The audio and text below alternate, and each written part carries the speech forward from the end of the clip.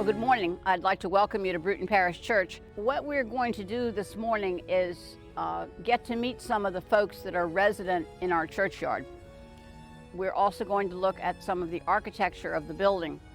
The building right here dates to 1715, so it's one of the oldest churches in America in continuous use. It's constructed of a salmon-colored brick, which has been laid in a pattern called Flemish bond. The little brick is called a header, the long brick is called a stretcher, so it goes header, stretcher, header, stretcher. Each row alternates, and that creates a checkerboard pattern all the way up and down the wall. The walls are very, very thick, I believe about 27 inches, and it's a good, solid building. It took a long time to build. It's a lot of bricks that have to be cooked. We have wonderful red clay here in Southern Virginia. It's thick and sticky, and it gets into children's clothing and never comes out, but it makes great brick. So there would have been brick kilns around on Palace Green where the bricks were baked, and it took quite a long time. If you put the end of the brick right into the coals of the fire, and the fire is made from a hardwood and is very hot, there will form a blue dew, a glaze. If you look up higher where people haven't chipped at the brick, you can see more perfect examples of it. And they laid it in an alternating pattern to satisfy the geometry and also to make a beautiful wall. We have a water table here so that the rain, of which we get a great deal, can come down the wall and away from the foundation. This is 1715. They had a good brickmaster who had a good recipe. Like every good cook, brickmasters have their own recipes. They know just exactly what they want in their brick. And so this man also knew to get a very hot fire, usually from hardwoods, and that way he would get a really red brick with a really blue glaze. Around the doorway, this is much newer because of course this building has had lots of work done to it. So this is 1939 right next to 1715, and you can see a marked difference. Many of these of course have been worked on, and some of the older ones up higher have been repointed. We have a rounded door, and above we have a round window. When you look at the windows of the church, most of them are circle head windows, which is a visual cue, just as we found inside, visual cues outside. In a place where most people don't read very well, you need a visual cue to tell you what to expect. And if you see a building with circle head windows, you know it's either a capitol, a courthouse, or a church. And that's just the way life was. There is one house in Williamsburg which has a circle head window. The lady of the house was Elizabeth Harrison Randolph. Her husband was Speaker of the House. And I expect Aunt Betty, as she was well known, could get just about whatever she wanted. And very smart lady. She has placed this window on the stairway, so it provides light going up and going down. But it's the only house in town that managed to get a public window. This church, on a sunny day like today, it's really red with really blue. At that end of the building, the brick is a slightly different color because that's a little bit later addition. A different brickmaster had a different recipe. They'd burned up a lot of the hardwoods, and so the fire wasn't as hot. And that has a lot more blue in it. You can see a definite color change. If you look at the tower, which is at the west end of the church, that's all the way to 1769. And by that point, no matter the legislation, the hardwoods were gone. The new man in town had to dig different clay, probably further from town, probably deeper. And so what he gets with softwood is a plum color, a very different shade. And if there is a glaze at all, it's kind of a milky gray glaze. And that's a wonderful example of 3 different colors of brick. Now, knowing that, as you walk around town, you can date the building by the shade of the brick. The earlier the brick, the redder the brick. And of course, the pattern we're looking at here is Flemish bond. Later, we'll be looking at the wall, which has places where it's a different pattern. Where we're standing is on the north side of the church, and it's a beautiful summer morning. It's still and quiet. And if you think about the people that have been in this churchyard The earliest ones are from the 17th century. So this is an ancient burial spot. The normal thing was to be buried on land you owned. If you're the most important people in life, you get buried in the floor of the church inside. If you're traveling through town and you die in Williamsburg, or you don't really have a better place to go, or you live in Williamsburg or nearby rural areas in Bruton Parish, but you don't really want to be back in your own garden, then you got buried in the churchyard. As a matter of fact, canon of the Church of England required burial in the churchyard, but many Virginians preferred to have a family cemetery near their houses in town or on their plantations or farms. Buried here in the churchyard are governors and secretaries of state, professors and tradesmen, ministers and doctors, men and women, of course, and infants and young children. It is likely that the number of burials here is larger than the surviving gravestones suggest. Graves of servants and the poorer sort might have had wooden markers that have since decayed or never have been marked at all. The only known slave commemorated here is Mammy Sarah, noted on the west face of the Sumple family monument. All of the stone, even the steps I'm on, had to be brought from England. Some men did order the gravestones ahead of time, which I think of as colonial pre-planning at its best. They would write their wills. They would order the gravestone from a London merchant house in England. Remember, everything was based on tobacco, inspected for good quality and weighed at one of the government warehouses in Virginia. The tobacco was shipped to a merchant house in England. In return, the merchant shipped back to the colony the goods ordered by the merchant storekeepers and plantation owners, and that included gravestones. Going across the ocean, tobacco in great hogsheads, huge, big hogsheads, as much as 800 to 1,000 pounds, was the ballast in the ship. Coming this way, gravestones and merchandise were the ballast, so it was very useful.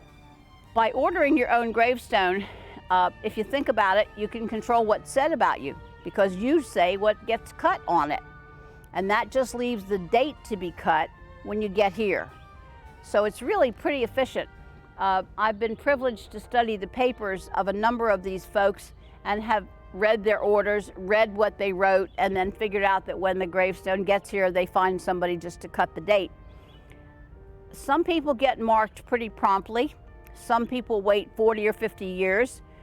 Some people never get marked. So if you look around the graveyard or the cemetery, there's lots of green grass. There are lots of people that were never marked.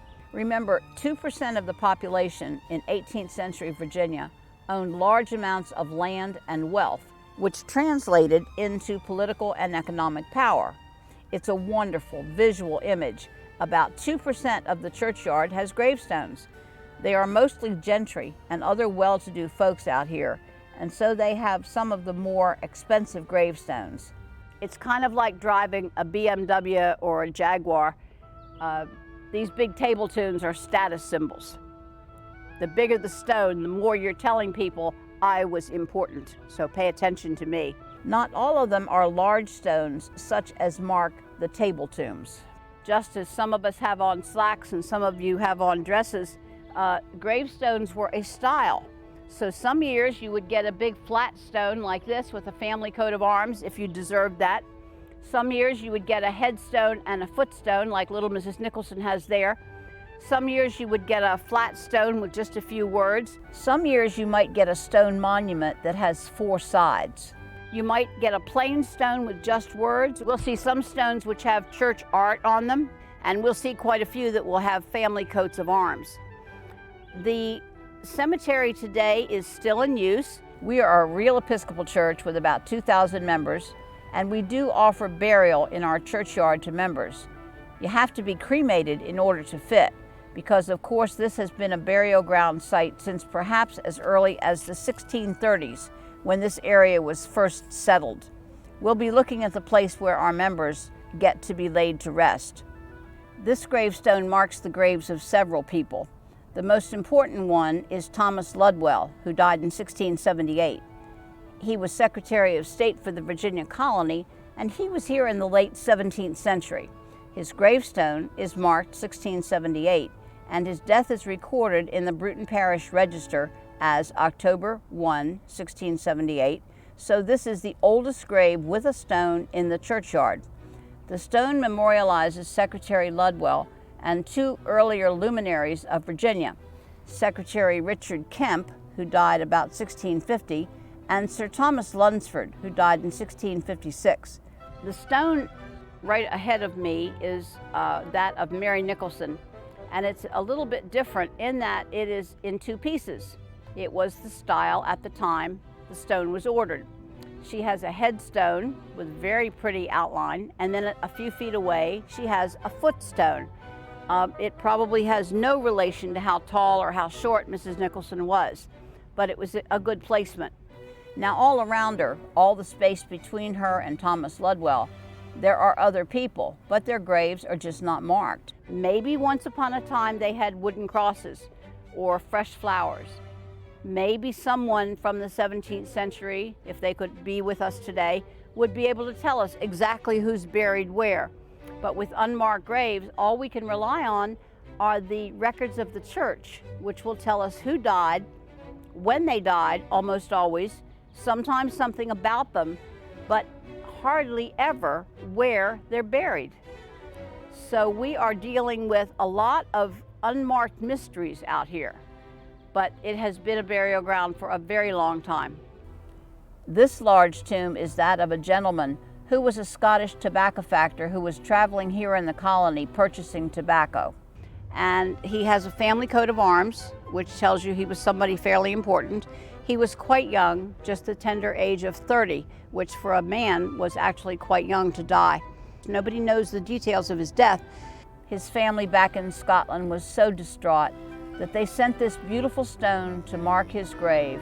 All these years later, we can talk about Robert Ray. And this is an example of church art. It's also an example of some of the feelings of comfort that so many people seem to get from walking through a cemetery, touching with the past, thinking about the people who lived here. And many people would not have been able to read the lovely epitaph that's on his stone, or the fact that he died at the tender age of 30. But if they look at the foot end of the stone, there's a skull and crossbones, or a death's head. And this doesn't mean he was a pirate. It certainly doesn't mean he was poisoned, which are the things we would automatically think of. What it does mean is we all have to die. This body doesn't last but so long. On the other end of the stone is an angel, which is the promise of eternal life. So even if you couldn't read a word about Robert Ray, you could get some comfort from his stone. This large stone has 4 sides, and it is beautifully carved. The family is the Semple, or some people say Sumple family. It's well known all over the peninsula, in Williamsburg and also down in Hampton. There's a road named for the family. There's a huge farm. They had property a lot of places. And part of the interest here is that James Semple was paymaster for the Confederate States Navy. Here in Williamsburg, we have layers of history just laid on top of each other. So if you want to know about 1776, we can do that. If you're willing to go up a little bit, we can talk about the Civil War, and that's where this stone comes in, because he was an officer for the Confederate side. We are in the Confederacy. We are in the South. We're not as deep south as something like Alabama or Georgia, but the capital of the Confederacy was just about 50 miles west of us. And Williamsburg was an occupied town from 1862 onward, so there's a lot of evidence here of what went on. There are several sides to the stone. His wife Letitia is marked on the other side, and she was a Tyler of the family of President Tyler.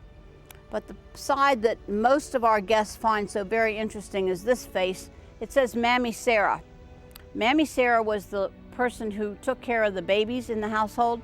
It is most unusual to find an enslaved person buried with the family or remembered with the family. Up at Mount Vernon, Mr. Washington does have a field for his people, and it's quite close to where he's buried, but it's a little separate. But here, Mammy Sarah is remembered with the family. This is a very touching stone, And when you dig into their lives, it's absolutely fascinating. The ties with the Confederacy, a little bit of spying here and there, and people who absolutely enjoyed life, but who really got into it. They weren't bystanders. These people participated in everything that was going on. These large collections of chest tombs or table tombs mark the graves of the Greenhows. According to the inscription on John Greenhow's tomb, he was born in Stanton near Kendal in Westmoreland, Great Britain in 1725. He had a big store directly across the street from the church, and he is memorialized on one of these. His second wife, Elizabeth, was the daughter of John Tyler, governor of Virginia in the early 19th century and father of the 10th president of the United States, John Tyler Jr.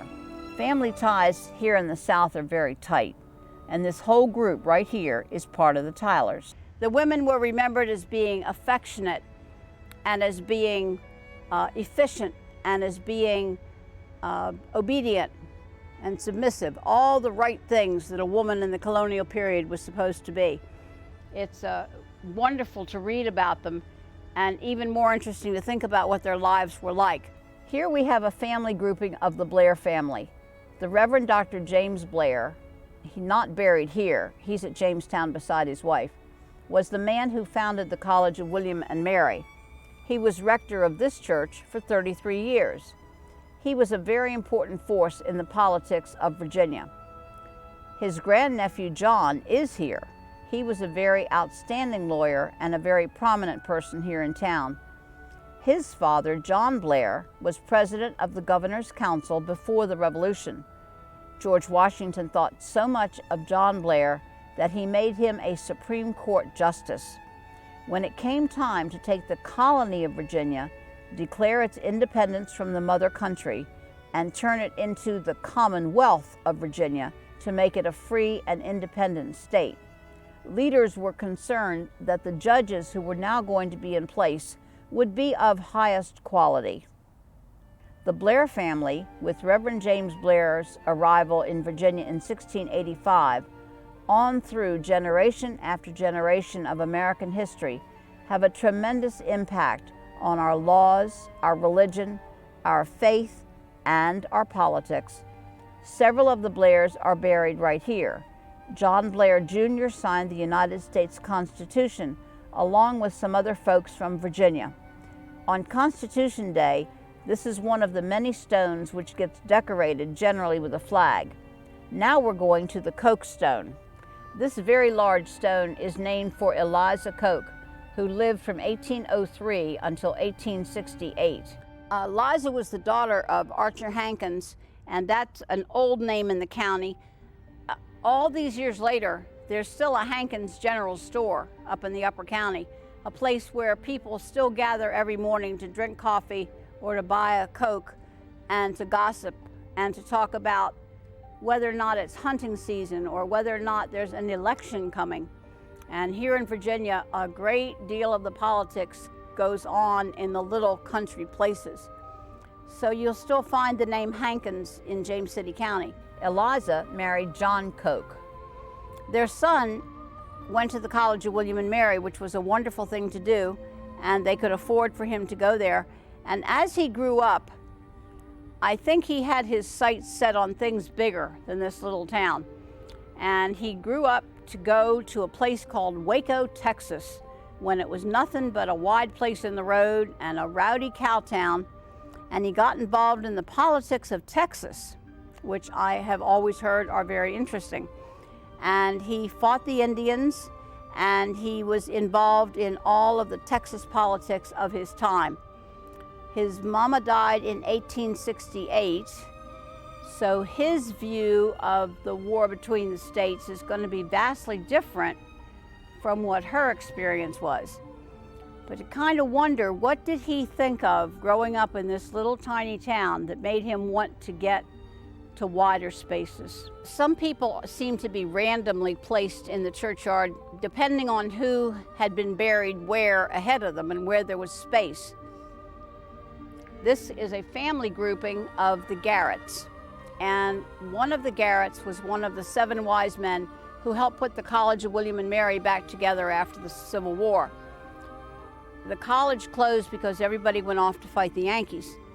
But after the war was over, with private money and great good intentions, 7 men put the college back together, and Van Garrett was one of those 7. So it's a very important family here in town. The stone that I find absolutely delightful is the flat stone over here, which is Susanna Garrett Nelson. She was a young lady who was known always as Miss Sue, and she was from a very proper family. I'm sure her family expected her to grow up and get married and have lots of babies to add to their joy. Instead of doing that, she announced one day to her mother that she was leaving. Well, for the 19th century, that was quite a radical thing to do, and I would love to have known what her mama said in reply. She wasn't just going to Hampton or up to Richmond. She ended up being the first missionary in Arizona and Idaho and converted the Native Americans, the indigenous folks, to the way of Christ. Very adventurous young woman to just pick up and go west. While she was out there, she fell in love with a cowboy.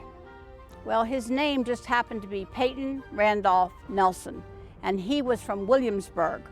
They had grown up in the same place. He was tall and handsome and charming, and in later life had a big bushy beard. They got married. They came back to Williamsburg, and they lived in one of the big houses, I believe the old John Randolph house, Tazewell Hall. When the restoration was getting underway, Colonial Williamsburg was first starting. Peyton Randolph Nelson used to run his cows on Palace Green. He had brought his cows home with him. The city ordinance finally in 1907 said that animals had to be restrained. So up until that time, animals were everywhere. Many of these gravestones at that point had little fences around them. So as pretty as the churchyard looks now, once upon a time, it was just a really messy place. The church tried to keep it as clean as possible and try not to have trash piled up so that there wouldn't be a fire. But in 1907, all those fences could come down because the animals were finally going to be restrained. But even so, there are little markers around some of the family plots, just to give you an idea of where everybody is kept. Under the ivy rests a man who was a doctor who had grown up in Pennsylvania. He came here with the 5th Pennsylvania about the time of the Battle of Williamsburg, and he was very important because he tended both sides. Many people who were medical in their interests took care of the Union and the Confederacy, and this doctor did the same thing.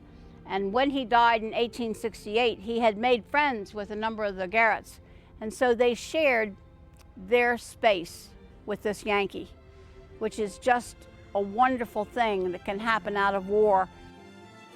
The single inscription on this stone is the surname Camm, C-A-M-M. It's carved in stone, but it does not have any dates or full names.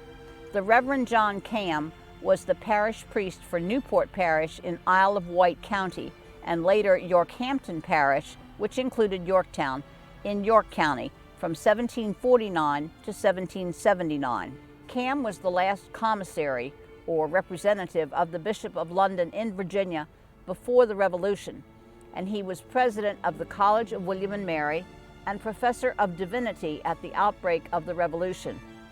Over the years that I've been here, I've been very fortunate to meet a number of the members of this family. The generations that I have encountered have all been military, most of them West Point graduates. Sometimes they come singly, sometimes they come in, father, son, grandfather, to make sort of a family pilgrimage back to where Dr. Camm is buried. It's a source of incredible pride for people in this country to have Williamsburg and to have Bruton Parish Church, most especially when they have a family connection. This beautiful stone is dedicated to John Millington. It's one of the few stones in the yard which was made in America, and it came out of the Wallen and Ray company, which was in Richmond. It's a beautiful piece. It's decorated at the top with an academic robe. He was an educator. He was almost a walking university because he taught so many subjects, and he had books and he had scientific instruments.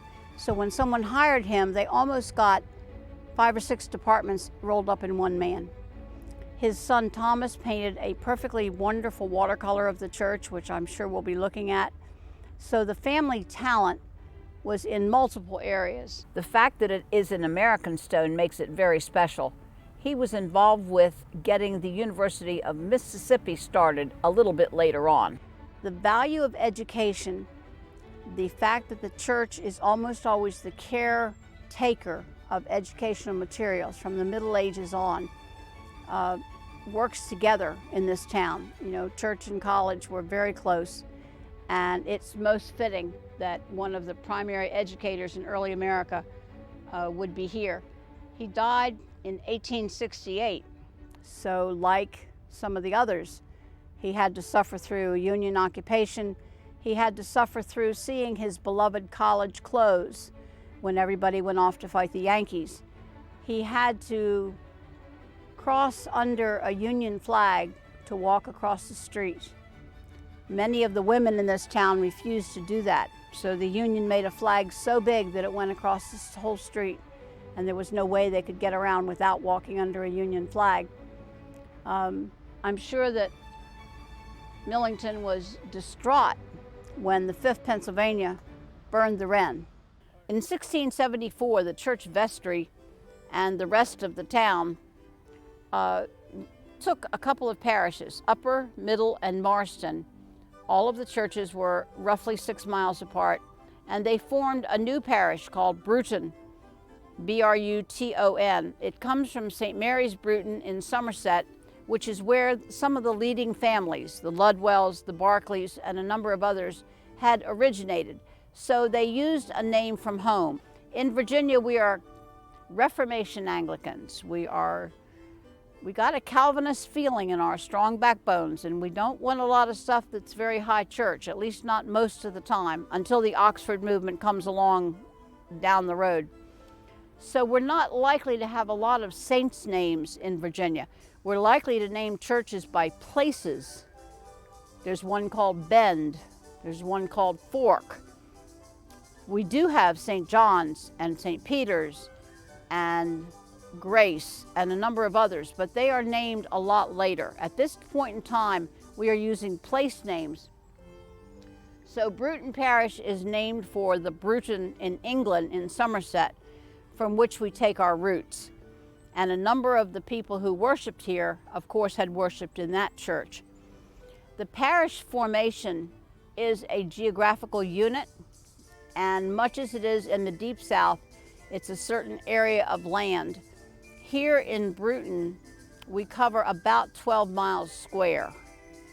Some parishes were long and skinny, like 3 miles wide and 60 miles long. So if a clergyman had to ride 50 miles to do a burial, that's quite a ride. People in Virginia preferred to be married and buried at home. And a number of the clergy, from Hugh Jones on, complain about the amount of time they spent on the horseback. John Wesley was not the only circuit rider. These early Anglican clergy were very familiar with traveling by boat and by horse. So many of the parishes geographically were a lot bigger than Bruton Parish. Here, the rector has a town all around him. He's got the college, he's got the hospital for those of disordered minds. He has too many taverns, too many lawyers, too many judges, too many law clerks. So the clergy responsibilities here were huge. The rector of the church is almost always the president of the College of William and Mary. The parish was involved in every single aspect of your life. If you give birth to a baby born out of wedlock, it is the parish vestry that's going to support you and make sure that that child is raised, educated, baptized, and grows up to be a useful citizen. And the word citizen begins to show up more and more as we move through the Enlightenment experience and as we move through the importance of the Enlightenment vocabulary. Things change in the prayers, things change in society. We are no longer subjects, we are now citizens.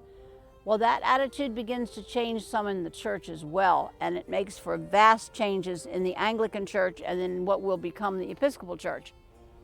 Through all of that, it's the parish vestry that holds all of life together. They take care of the widows, the orphans, the babies born out of wedlock. They take care of the sick. They take care of ferries, bridges, roads, schools for the poor, the welfare system, and they can judge you in a moral court. So the vestry has incredible power. Just as our Lord had 12 disciples, there are 12 on the vestry. And they were self-perpetuating.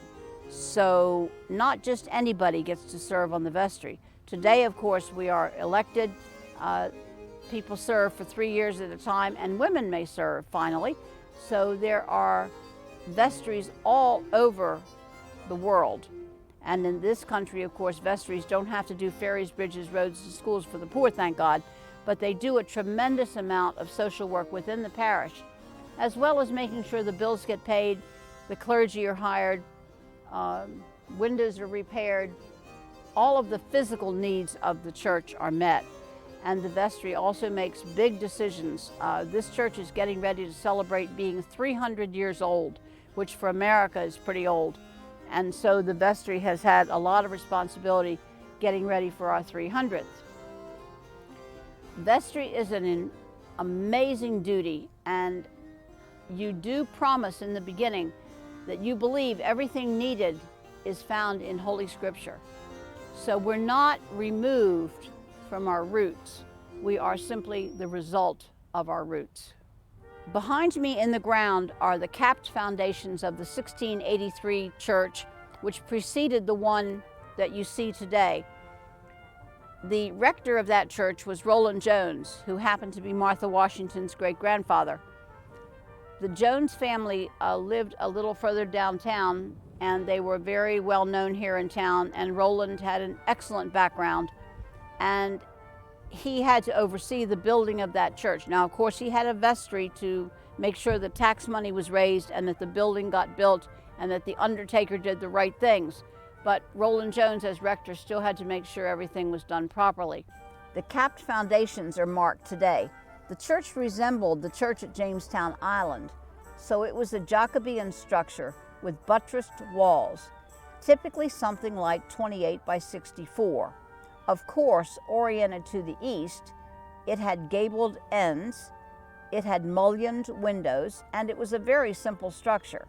Some very famous people in the 17th century worshiped in that church, and that is the church which was replaced by our current structure. Once we get to be the capital of colonial Virginia, Williamsburg is now the capital of the largest and wealthiest of the 13 colonies.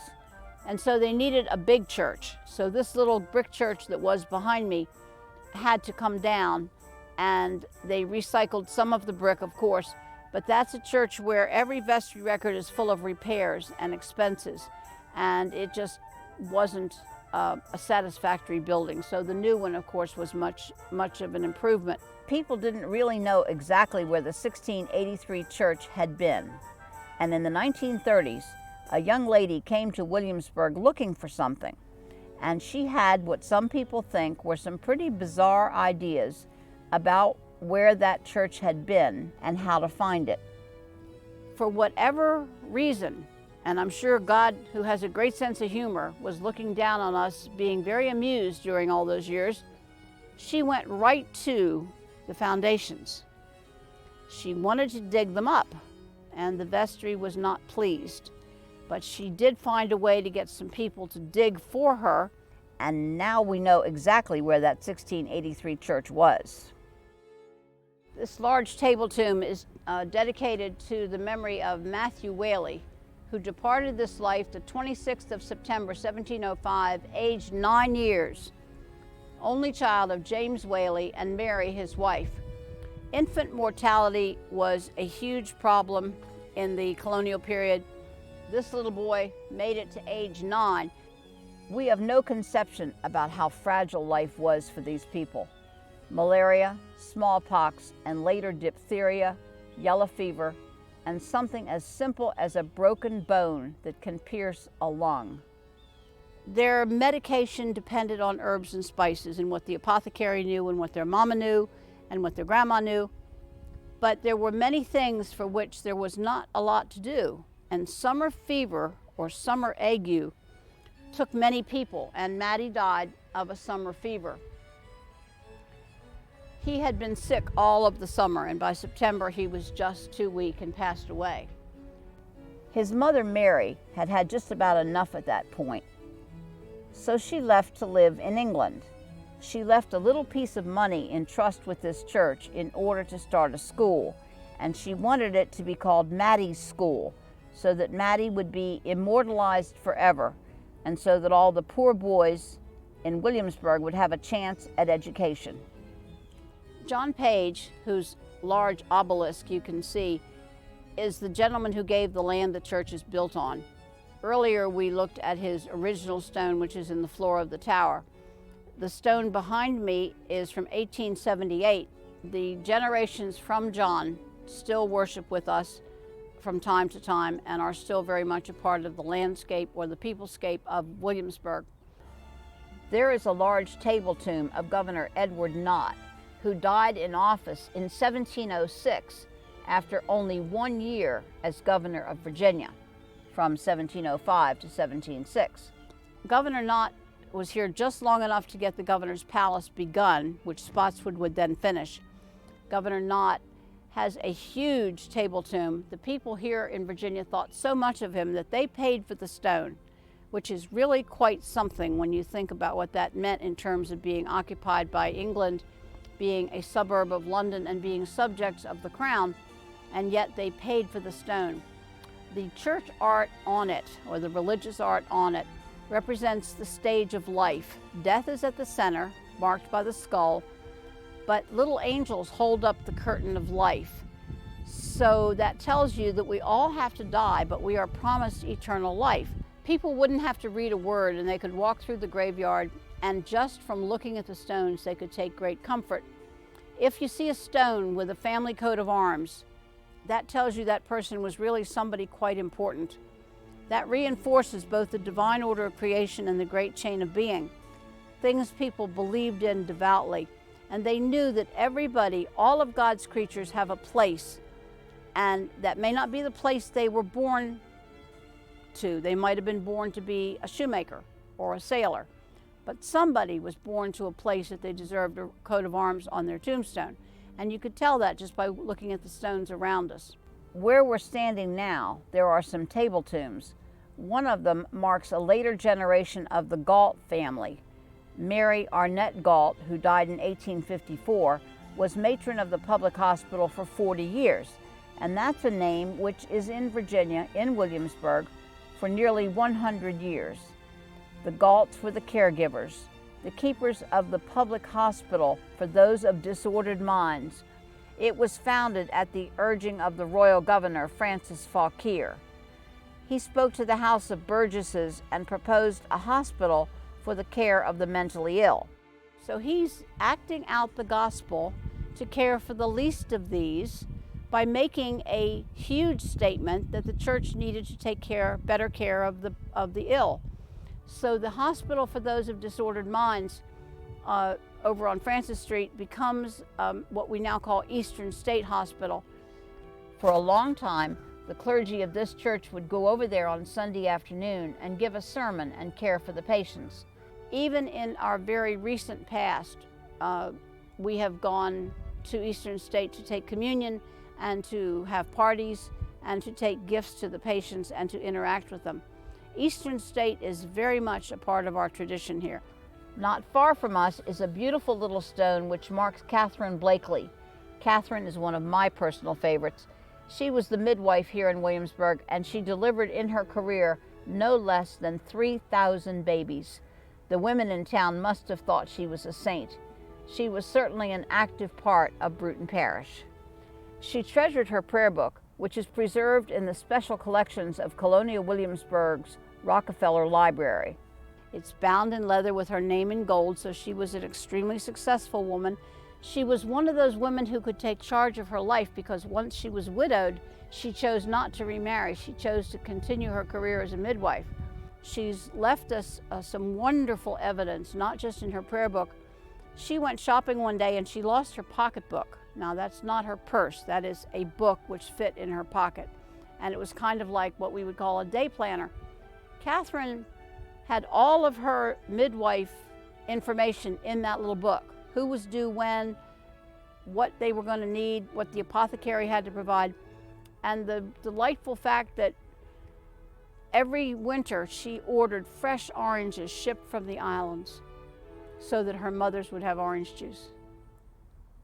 Catherine never found her pocketbook, but leaving behind that classified ad in the Virginia Gazette is incredible information for those of us that dig into history all the time. Her house was right over there on the corner, and she is buried in our churchyard. Midwifery is coming back in this country as a service, and many people come to find her grave because she is such a well-known midwife. Around the churchyard, close to the grassed area, is a wonderful rail. We're very grateful to the Virginia Garden Clubs and to the folks who constructed the rail some years ago. We had at that point 6 million feet a year in the churchyard. And unfortunately, many folks did not particularly care where they were, and so the rail does help us to protect the yard for the future. They also corrected the drainage problem, which we had. We have a lot of rain here, and we had a very muddy aspect. They put pathways down made of oyster shells, which are very correct for the colonial period. Very close to the rail, there are a couple of graves that have national import. There was a young lady who grew up in Scotland whose name was Lady Christina Stuart. She eloped to Edinburgh in 1770 and married Cyrus Griffin of Richmond County, Virginia, who was then a student at Edinburgh University and later studied law at the Middle Temple in London. Her father was the Earl of Churchyard. I'm not sure that she was going to be satisfied with an arranged marriage, which would have been correct for her class. And they eventually came back to Virginia. Cyrus Griffin was the last president of the Continental Congress. Christina died in 1807. Cyrus Griffin's own grave is unmarked beside the table tomb he so lovingly commissioned for his dear wife. Many folks who are looking for ties to American history come looking for Cyrus Griffin, and also for John Blair, whom we have already met. He signed the U.S. Constitution as a member of the 1787 Constitutional Convention.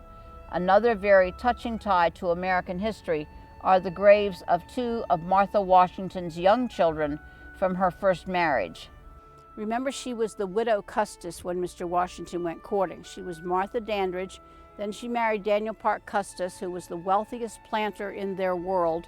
They had 4 children. 2 died young, at 2 and 4 years of age, and are buried right here. And then the other 2 grew up to live a bit longer. Mr. Washington courted her as she came out of mourning. They were married, and he helped to raise the other 2 children, Patsy and Jackie.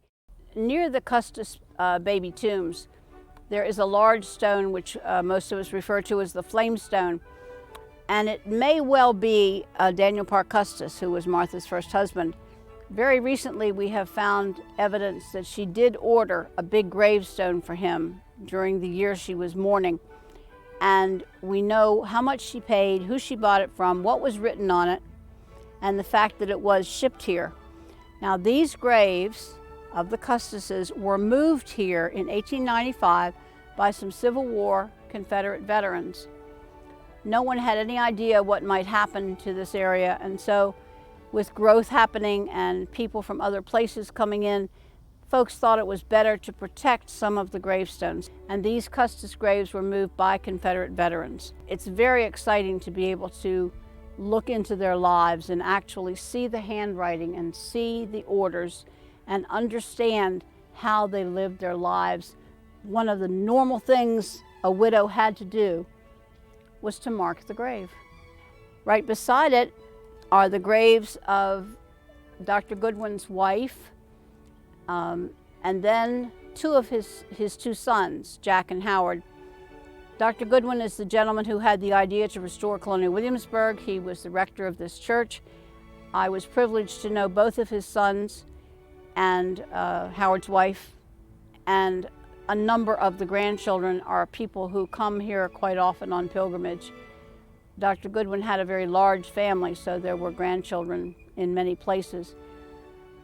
Every so often, an older relative will come and reminisce about what it was like to know him as he was growing up. Of course, the years are going, so not many of those folks are left. But it's been a very recent addition to have his son buried here. Dr. Goodwin, of course, is buried inside. A number of the graves in this part of the churchyard are not marked. Unless you could really afford a big stone and had the arrangements in place to get it shipped from England, and then the stone has to get back to the right town, the right church, and the right grave in somebody's memory of where it's to go, marking a grave was almost out of the question. There may have been wooden crosses, there may have been bunches of flowers, there certainly have been many, many sad funerals in this place. Without a marker, one of the women who is likely buried out here is Clementina Rind. She is buried next to her husband, whose grave is also unmarked. William Rind was publisher of the Virginia Gazette newspaper in the late colonial period. Clementina, she was left with the business and a number of small children, I think it was 5, to raise and to take care of. She had a great deal of trouble, as did her husband, collecting all the money that was owed to the paper, and so she frequently ran notices asking for people to pay their bills, which is exactly what her husband had done, but with very little result. She continued her husband's motto, which was open to all, influenced by none.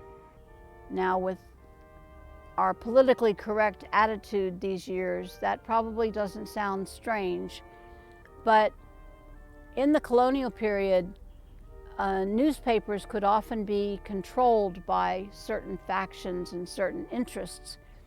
And the primary purpose for the local newspaper was to print whatever happened at the Capitol, as well as the news from the church. News was announced in the church, so the paper printed that as well.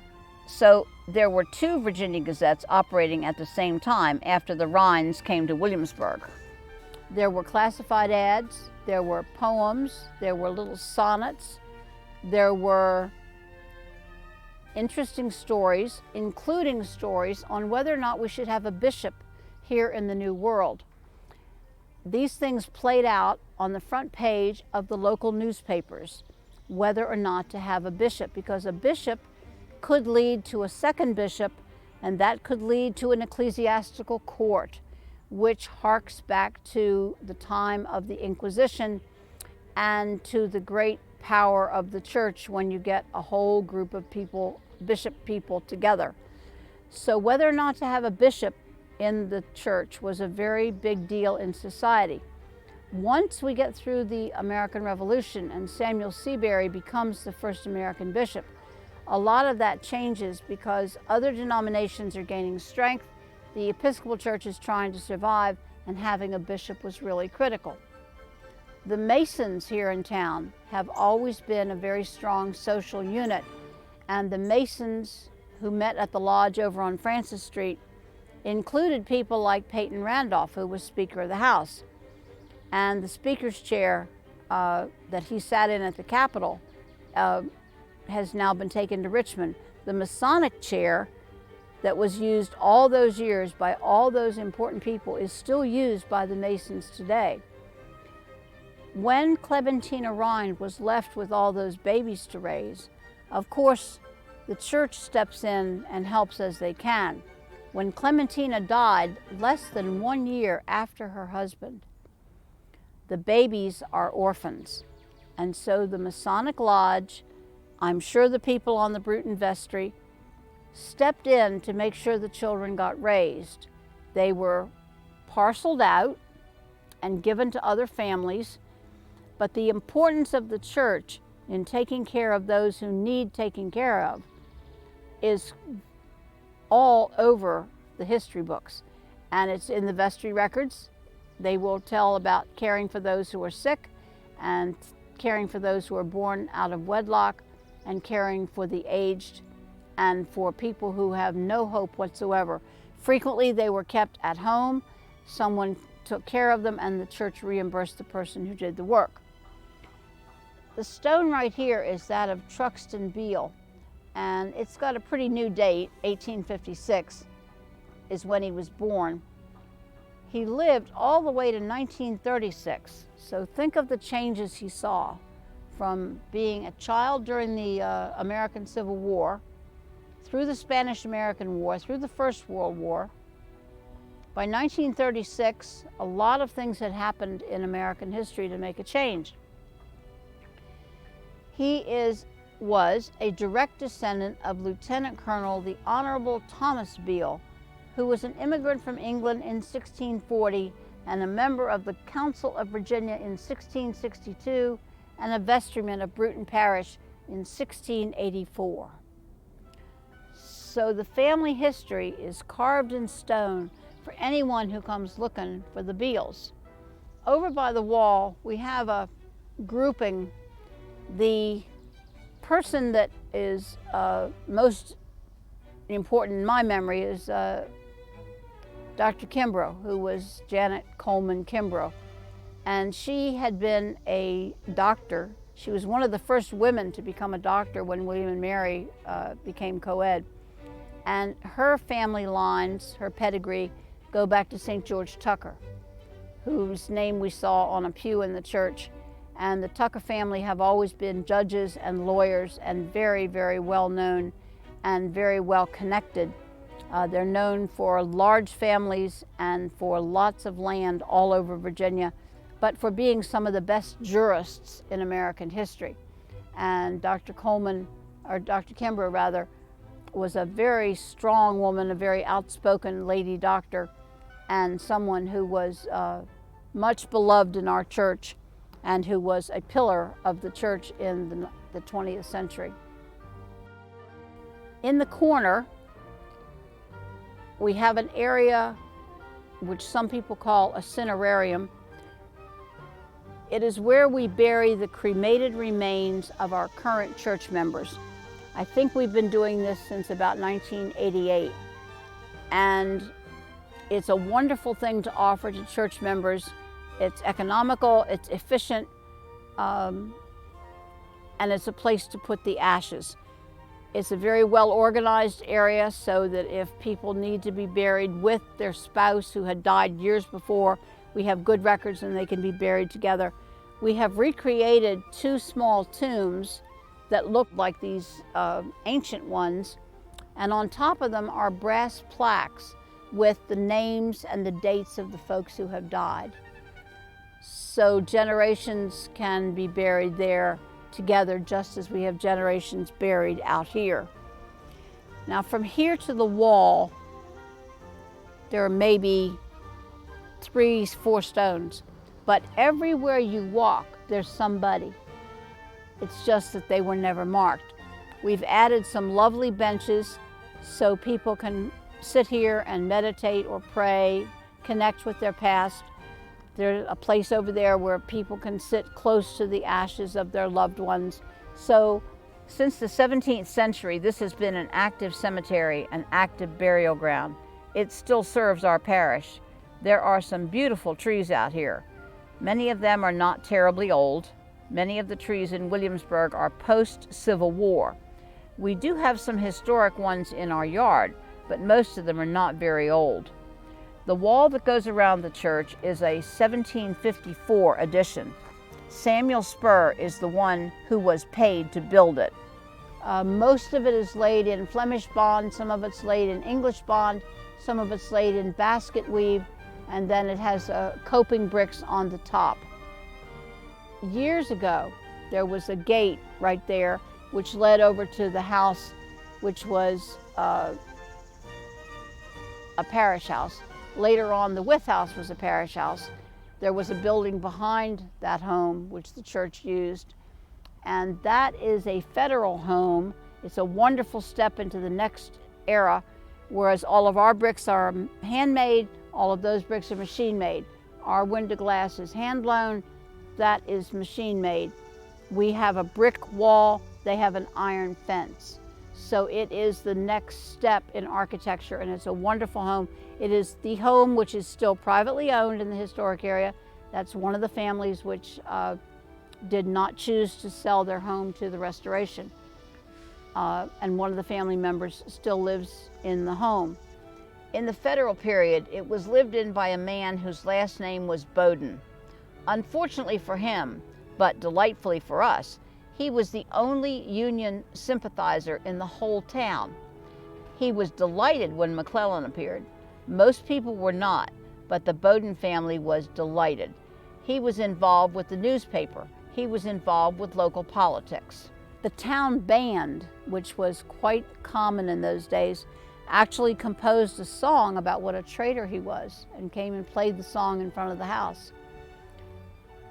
His mama was so unhappy with him for being a Union sympathizer that she didn't even want to stay in the house with him, didn't want to eat in the house with him. So she went back in the backyard to a little building there because she didn't want to be in the same house with him.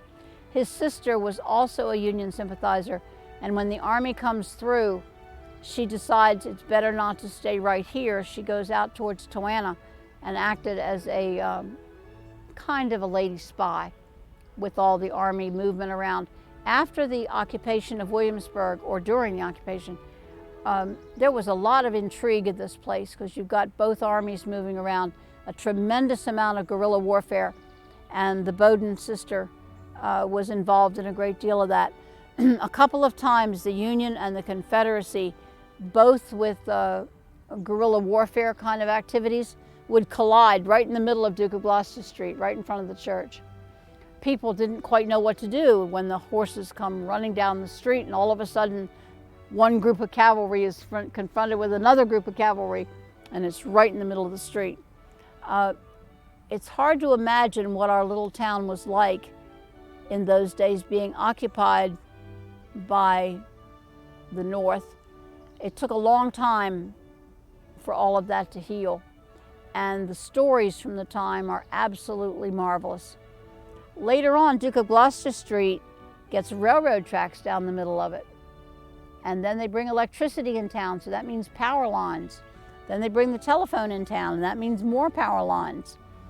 And tin shanties were economical and all the rage in the early 1900s.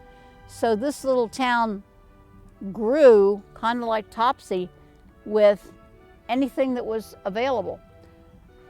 When the restoration starts, all of that stuff has to go because everything has to look like 1775. We are restored to the eve of the Revolution. The tea has gone overboard in Boston. There are British troops quartered in the homes. Men are off in the militia, and the women are back here just holding on by their fingertips. What's next? Trying to feed their families and nurse their families. So the town as you see it today looks like 1775. This is not the only burial ground. At the end of many of the lots, there are graves back between the necessaries. In the gardens, there are graveyards. Sometimes there are little bricked-in cemeteries. There are a couple of table tombs behind me which have a beautiful top. For whatever reason, they have weathered perfectly. The acid rain hasn't hurt them. The years have not done anything but make them even more beautiful. One of them is Anne Burgess, who was the wife of Henry John Burgess. He was an Episcopal priest or a Church of England priest. He preached in the Isle of Wight area, which is across the James River over there on the south side. And she is buried here. It's a very sad epitaph. She was in labor Christmas morning and delivered the baby, but then she died and the baby died, which is very typical of a woman's place in those years. The interesting part of the epitaph has to do with the use of the long S. So when you look at the word Jesus, it's J-E long S, U little s. And it looks like an F, but you read it as an S. And it's a colonial habit After you've done it a little while, you can read it with no problem, but it really does stop you the first couple times. And this is one of the many stones that does use that aspect. The Tucker stone, which is the tall white obelisk behind me, is a Wallen and Ray stone, which came to us from Richmond as opposed to having to bring it from England. The family it marks are the Tuckers, and there are close ties between the Tuckers in Bermuda and the Tuckers in Virginia. St. George Tucker was born in Bermuda and came to Virginia to attend the College of William and Mary. Bermuda had been destined to be another colony, much like Virginia.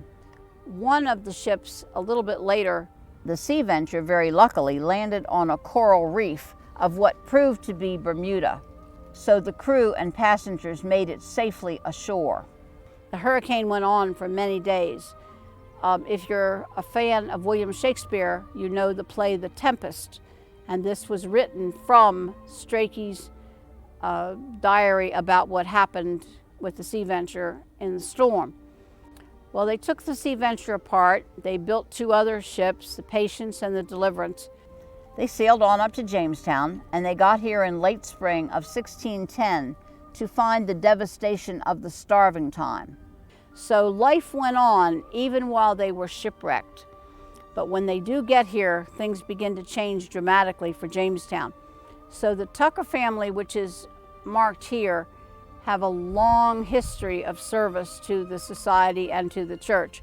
The epitaph on this face of the stone speaks of all of Mrs. Tucker's qualities, and they're really quite a lot to live up to. You know, women were held up to the example of the book of Proverbs and all the things that says women are to be. I think the most delightful part about this one is that she moved as an ornament in society. I think that's a lovely way to talk about a lady, as an ornament. This large chest tomb marks the grave of Edward Barradall. He was one of the many lawyers who came over here. It's a very interesting stone and a very ornate one. He was an esquire, which is a term we find on many of the stones. The one right here is an archer stone. Archers have been here since 1607 with the arrival of Gabriel. They were very, very politically active in all of the dealings with the government at the Jamestown Island. We are at the east end of the church. There's a window above you. That window was added much later. At one point it was stained glass. There's a beautiful sundial on the south side of the church, which was placed there in memory of one of the young architects who worked in the beginning of the restoration by the name of John Barrows. Back in the 1920s, when Dr. Goodwin and Mr. Rockefeller first got together to make the beginning of what would become Colonial Williamsburg, there were architects, there were builders, there were so many craftsmen who had a hand in how Williamsburg was going to be restored, in some cases reconstructed. So a lot of local people got a lot of work. People made bricks, people built houses, people built roads. Dr. Goodwin had an incredible plan to connect Williamsburg, Jamestown, and Yorktown, which is what we all lovingly call the historic triangle. And he thought there should be a road that would connect the three so that when the visitors come to this area, they could easily get from one place to the other, hopefully in a scenic and comfortable way. So Dr. Goodwin foresaw the great numbers of visitors that our area would be blessed with, and ultimately the Colonial Parkway gets built. At that point in our economy, a federal program, the Civilian Conservation Corps, offered employment, and the CCC men built the parkway and made Dr. Goodwin's dream a reality, so that now our visitors can easily ride between Jamestown, Williamsburg, and Yorktown. I've heard some of the older folks in town talk about those years when it was so poor and so hungry, and the best food in town was at the CCC camp, because those men had to work hard every day, and so there was plenty of food. When you think of what happens when a whole town is purchased and a whole town changes, people who had never had a penny or two pennies to rub together, as they say around here, suddenly have what to them looks like a fortune. Because the owners sold their houses on Duke of Gloucester Street to the Rockefellers, people called it the Second Northern Invasion. Some of the people were very put out with where the money was coming from, and some of them loved it. Some former owners became life tenants, so they actually continued to live in their homes for the remainder of their lives. Today, those homes are either rented to Colonial Williamsburg employees, faculty members of the College of William and Mary and Bruton Parish Church, or they're guest houses where you may stay when you come to visit. And we have 88 original buildings. Our church, of course, is one of the oldest. But when all these years have passed now, and you look at all the changes that happened in society and culturally in this place, it's really quite amazing to hold up the ideal that the future must learn from the past. All the lives that had to change to make that happen. It's really quite impressive. And each of these folks had a hand in making the experiment work.